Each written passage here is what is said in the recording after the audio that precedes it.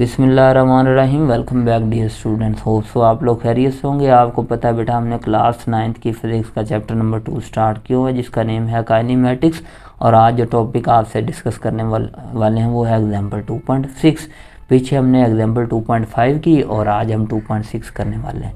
ये भी बिल्कुल ईजी है, उसी की तरह है, तो परेशान नहीं होना। An arrow is thrown vertically upward. एक तीर है हमारे पास, ऐसे अपवर्ड हम फेंकते हैं विद द हेल्प ऑफ बो की मदद से। आपको पता है वो तीर का मान ऐसे देखा हुआ है, ऐसे गुल्ले तीर डालते हैं इसके अंदर, और ये स्टिंग होती है, और तीर ऐसे डालना है और ये ऐसे फेंकते हैं और शूट करके जाता है। The velocity of the arrow with its leave is the. जब आपने इनिशियल वेलोसिटी क्या है, initial velocity 30 metre per second, ये नोट कर लेनी है। उसके बाद determine time to reach the highest. जब वो हाइट पे पहुंचता है तब आपने क्या फाइंड करना है, इसका टाइम फाइंड करना है। Also find the maximum height attain, और कितनी उसने ऊपर की तरफ हाइट अटेन की जब आप इसे फेंकते हो, वो एच आपने कैलकुलेट करना है। अब थोड़ा सा सिनेरियो को गौर से देखिएगा। ऊपर जाती हुई चीज़ों के लिए जी क्या होता है, नेगेटिव, ये भी हमें पता है। टाइम हमने फाइंड करना है, हाइट हमने फाइंड करनी है, ये भी चीज़ों की इनिशियल वेलोसिटी दी है।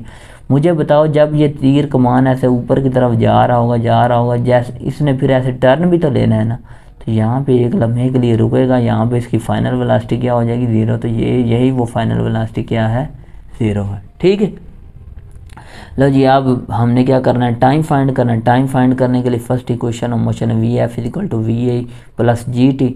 ले जी, यहाँ से हमने क्या करना है, ये वाला इस तरफ आके माइनस, ये वी एफ है ना, ये वी एफ इस तरफ। बेटा यहाँ पे मैं थोड़ा रफली साइड पे सॉल्व कर देता, आप पजल ना हो। अब देखो, ये वी एफ है, ये वी एफ है दैट इज, ये इधर आकर क्या हो गया माइनस, और इधर क्या रह गया जी टी। ओके हो गया। अब ये जी नीचे आकर क्या हो जाएगा, डिवाइड, तो ये डिवाइड कर दिया। अब यहाँ पे जी कौन सा लेंगे, नेगेटिव, क्योंकि ऑब्जेक्ट क्या जा रहा है, ऊपर की तरफ जा रहा है, तो यहाँ पे जी आपने फिर क्या लिया, नेगेटिव है। इसका भी ख्याल रखना है। ले जी, फाइनल वेलोसिटी 0, ऊपर जब जाता है फाइनल वेलोसिटी 0, यदि इनिशियल वेलोसिटी 30 है, 10 नीचे -10 है, माइनस से कैंसिल, 10 3 33 सेकंड। टाइम कितना ऊपर जाने के लिए लेता है वो तीर, 3 सेकंड। ठीक हो गया। तो इसका जो रिजल्ट में आपने लाइन लिखनी है ना, वो ये वाली लिखनी है, time to reach the highest point कितना है, 3 सेकंड। ये रिजल्ट में लाइन लिखनी है। अब आ जाएं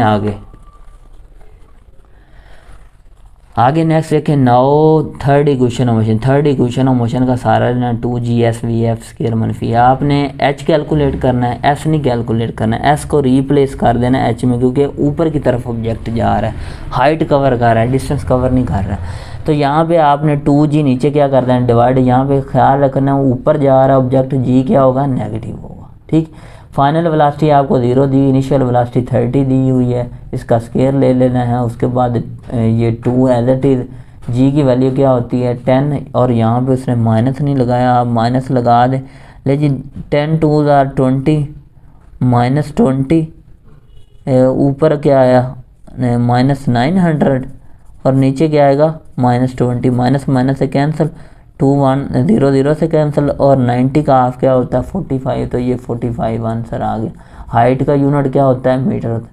मैं बच्चों से कहता हूँ ये यूनिट दरमियान में ना लिखा करो, एंड पे जो पैरामीटर यूज़ करो उसका यूनिट एंड पे लिख के बंद कर दो, अदरवाइज ये यूनिट भी दरमियान में सॉल्व करने पड़ते हैं। ठीक है।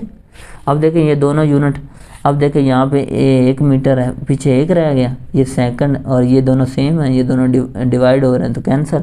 इसका मतलब 1 मीटर जो बच गए वो इसके साथ आ गए। ठीक है।